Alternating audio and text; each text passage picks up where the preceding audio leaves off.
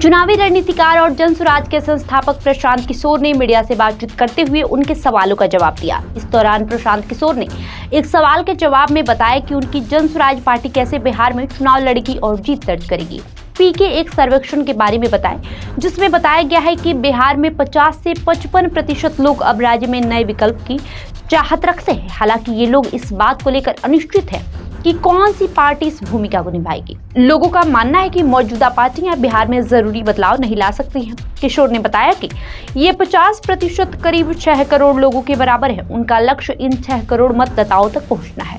वे ऐसे नए विकल्प की तलाश में हैं जो उनकी आकांक्षाओं के अनुरूप हो। प्रशांत किशोर ने पटना में रविवार को की गई मीटिंग में सर्वसम्मति से पारित 3 प्रमुख प्रस्ताव के बारे में भी जानकारी दी। उन्होंने कहा, पहला प्रस्ताव 2 अक्टूबर 2024 को जनसुराज को राजनीतिक दल घोषित करने का है। दूसरा प्रस्ताव बिहार की सभी 243 विधानसभा सीटों पर चुनाव लड़ने का है। तीसरे प्रस्ताव का उद्देश्य संगठन में समाज के सभी वर्गों की भागीदारी सुनिश्चित करना और उसी के अनुसार टिकट आवंटित करना है।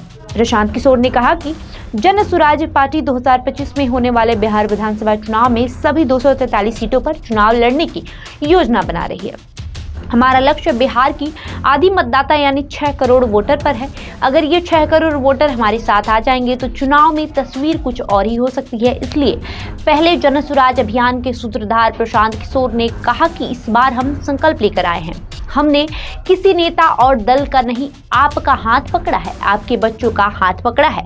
2 साल में जैसे आप दही को मत कर मक्खन निकालते हैं, वैसे ही समाज को मत कर, बिहार को मत कर, ऐसे लोगों को निकालेंगे जिसको आप आशीर्वाद और वोट से जिता कर लाए और जनता का राज बनाए। 2 साल में जनता का राज बनेगा। हमारा पहला संकल्प है, नाली गली बने चाहे ना बने, स्कूल अस्पताल जब सुधरेगा तब सुधरेगा, लेकिन साल भर के अंदर आपके घर से जितने लोग बाहर कमाने गए हैं या आपके गांव में जितने युवा बेरोजगार बैठे हैं, उनको नौकरी मिले चाहे ना मिले, कम से कम 10 से 15 हजार रुपए का रोजी रोजगार बिहार में करके दिया जाएगा। प्रशांत किशोर ने कहा कि लोगों ने बताया कि बिहार में सबसे ज्यादा परेशान बुजुर्ग लोग हैं जो मजदूरी भी नहीं कर सकते हैं। 60 साल से अधिक उम्र की महिला और पुरुषों के लिए हर महीने 2000 रुपए पेंशन की व्यवस्था की जाएगी।